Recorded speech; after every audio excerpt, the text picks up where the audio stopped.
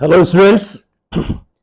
आज के इस वीडियो में हम बात करेंगे जेई एडवांस 2024 का इंफॉर्मेशन ब्रोशर रिलीज हो चुका है। तो इसी ब्रोशर के जो खास पॉइंट्स हैं उनके बारे में हम लोग आज की वीडियो में बात करेंगे।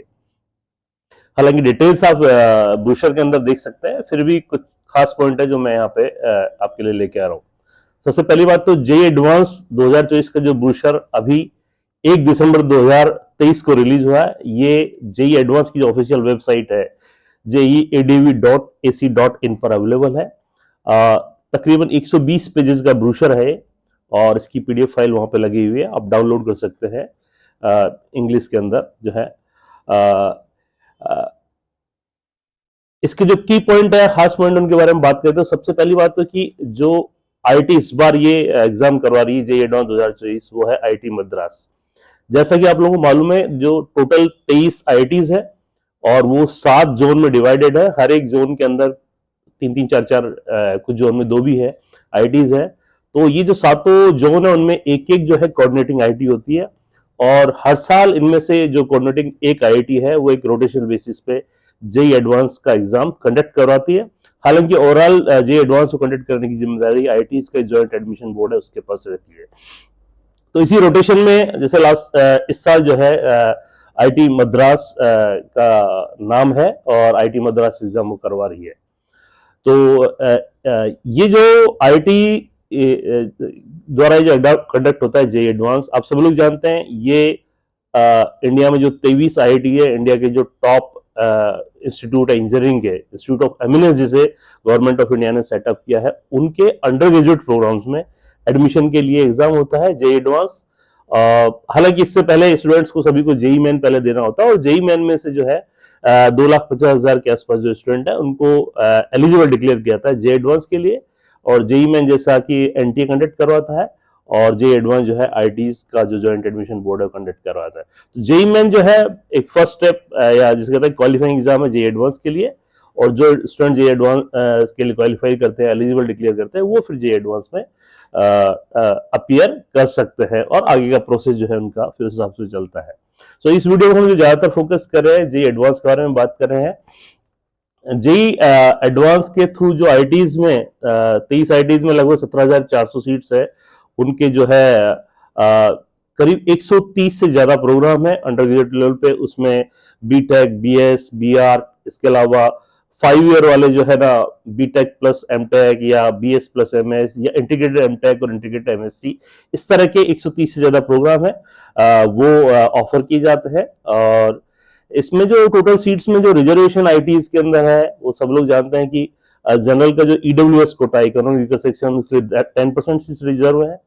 ओबीसी प्लस एनसीएल है, यानी कि ओबीसी के अंदर जो अदर बैकवर्ड क्लासेस में नॉन क्रीमी लेयर वाला जो सेगमेंट है उसके लिए 27% सीट रिजर्व है।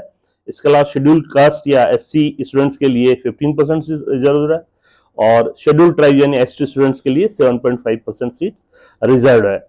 इसके अलावा जो है डिसेबल स्टूडेंट्स है पीडब्ल्यूडी कैटेगरी के, उनके लिए हर एक कैटेगरी के अंदर 5% सीट्स रिजर्व है। अलग से नहीं है ये 5%, बल्कि जो मैंने बताया कि 10, 27, 15 और 7.5 जो अलग अलग कैटेगरी और बाकी ओपन कैटेगरी की रिमेनिंग 40%, उन्हीं के अंदर ही 5% सीट सभी के अंदर ये पीडब्ल्यूडी स्टूडेंट्स के लिए रिजर्व है।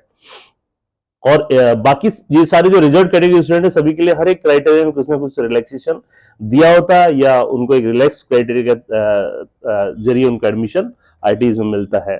इसके अलावा जो डिफेंस स्टूडेंट्स है उनके लिए हर एक आईआईटी के अंदर 2 सीट अवेलेबल है, यानी 23 आईआईटीज में 46 सीट्स है। बट उन सारे स्टूडेंट को जो है जेईई एडवांस क्वालिफाई करना पड़ता है और सीआरएल में उनको अपना स्थान बनाना पड़ता है। इसके अलावा गर्ल्स स्टूडेंट्स के लिए सुपर न्यूमरेटरी कोटा का है। ये बहुत ही अच्छा प्रोविजन गवर्नमेंट ने कर रखा है कि हर एक आईआईटी को अपने अंडर ग्रेजुएट के टोटल जितनी भी सीट्स है हर एक आईआईटी के अंदर, उनका 20% जो है ना फीमेल स्टूडेंट्स के लिए उनको रखना पड़ता है। किस किस कोर्स में कितनी कितनी सीट रखनी है ये हर एक आईआईटी अपने लेवल पर डिसाइड कर सकती है, बट टोटल जो इंटेक है हर एक आईआईटी का अपना, उसका लगभग 20% जो है उनको जो है गर्ल्स स्टूडेंट्स के लिए रखना पड़ता है। उसके लिए अगर उनको कट ऑफ में कहीं ना कहीं जो है अगर उनको नीचे ले जाना पड़ता है ये एडवांस के थ्रू, तो वो भी ले जा सकते हैं। बट 20% एनरोलमेंट उनको टोटल एनरोलमेंट का अपने यूजी प्रोग्राम में इंश्योर करना पड़ता है कि गर्ल्स स्टूडेंट के लिए। रिजर्व रहे। तो ये बहुत अच्छा प्रोविजन है जिसके जरिए जो भी गर्ल्स स्टूडेंट्स हैं जो एडवांस अटेम्प्ट कर रही हैं वो अगर अच्छे ढंग से प्रिपरेशन करके दें तो definitely they have better chances.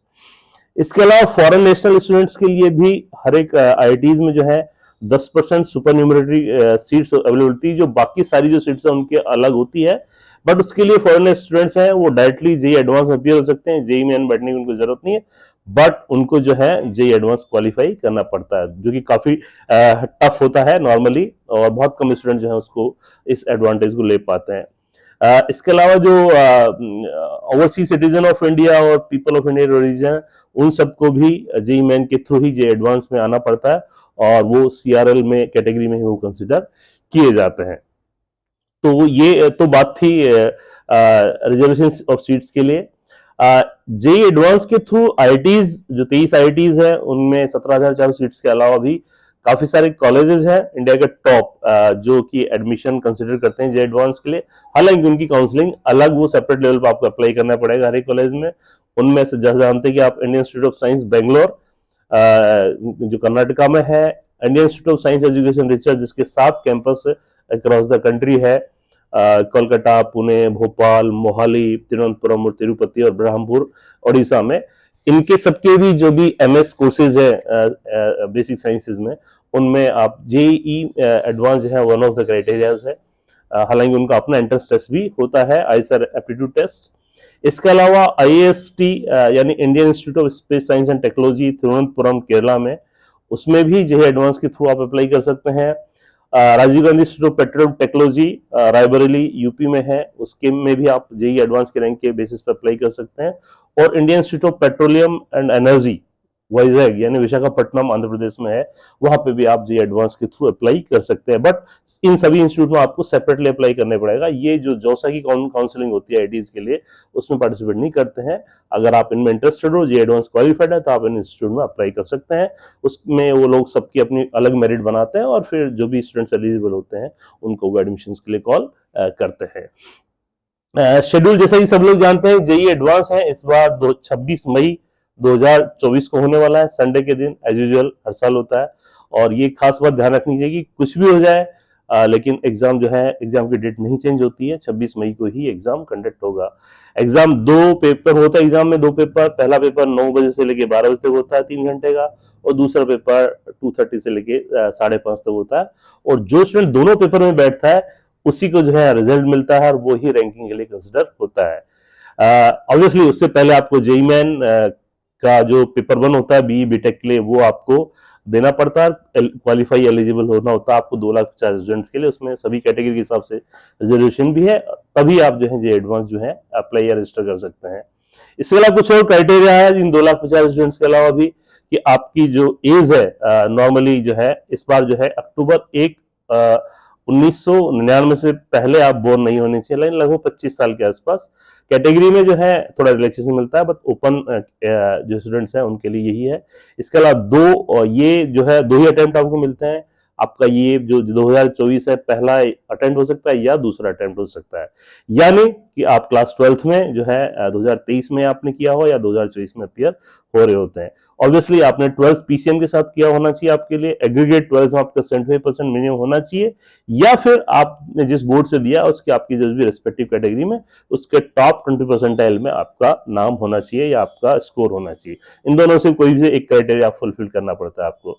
इसके अलावा आपने पिछले साल किसी भी आईआईटीज के किसी भी कोर्स में जोसा काउंसलिंग के थ्रू आपने अपना एडमिशन नहीं लिया हो या सीट बुक नहीं की हो, है ना, अगर आपने ऐसा किया है तो फिर आपको इस साल जेईई एडवांस देने का चांस नहीं मिलेगा। ऑनलाइन रजिस्ट्रेशन है जो है आपके 21 अप्रैल से वैसे शुरू होंगे ऑफिशियली, इसमें कहा गया है। हालांकि जेईई मेन के ब्रूशर में जो है जेईई मेन का रिजल्ट जो है ना वो 25 अप्रैल अभी तक बताया, बट मोस्ट प्रोबेबली उसमें थोड़ा वो चेंज होगा और शायद जो है रिजल्ट थोड़ा सा जेईई मेन का जल्द दिया जाए, क्योंकि जब तक जेईई मेन का रिजल्ट नहीं आएगा जेईई एडवांस की जो रजिस्ट्रेशन शुरू नहीं हो सकते। पर मोटा मोटा आप यही मान लें कि ये 20 अप्रैल के बाद ही शुरू होगा। इसके अलावा 30 अप्रैल तक आपके रजिस्ट्रेशन चलेंगे और उसके बाद जो है रजिस्ट्रेशन की फी ओपन कैटेगरी स्टूडेंट्स के लिए 3200 रुपए है। बाकी कुछ कुछ अलग अलग कैटेगरी के लिए उसमें काफी छूट है बच्चों को। डॉक्यूमेंट्स नॉर्मली 10th का आपका जो सर्टिफिकेट है डेट ऑफ बर्थ के लिए वो लगता है, 12th की मार्कशीट अगर आपकी आ गई है तो वो आपके अंदर लगेगी उसके अंदर, और किसी कास्ट से आपको कोई रिलेक्सेशन वगैरह या बेनिफिट मिलना है तो वो भी आपको लगाना पड़ेगा। एडमिट कार्ड 17 मई के बाद जो है डाउनलोड के लिए अवेलेबल होंगे। क्वेश्चन पेपर सब लोग जानते हैं कि जेई एडवांस का पेपर जो है 2 पेपर होते हैं, दोनों ही पेपर 3-3 घंटे के होते हैं ना, दोनों ही पेपर में फिजिक्स केमिस्ट्री मैथ्स आता है और 11th-12th का सिलेबस होता है। ऑफिशियल जो जेई एडवांस का अपना सिलेबस है जो इनकी वेबसाइट पर अवेलेबल है, 360 मार्क्स का टोटल ओवरऑल पेपर होता है। हर एक सब्जेक्ट जो है इसके अंदर आप देखेंगे तो टोटल मिला के 102 क्वेश्चन होते हैं, दोनों पेपर में 54-54 क्वेश्चन, हर एक पेपर के अंदर तीनों ही सब्जेक्ट के क्वेश्चन होते हैं। और आपके जो है ना 51 क्वेश्चन होते हैं, सॉरी, और 17 क्वेश्चन हर एक सब्जेक्ट के अंदर, हर एक पेपर के अंदर हर सब्जेक्ट के होते हैं। मतलब हर पेपर के, जैसे फिजिक्स है कि पेपर 1 में 17 क्वेश्चन, पेपर 2 में 17 क्वेश्चन, तो आपके जो है टोटल मिला के क्या इनके जो है 34 क्वेश्चन होंगे। ऐसे तीनों सब्जेक्ट के 34 मिला के टोटल 102 क्वेश्चन इसके अंदर आते हैं।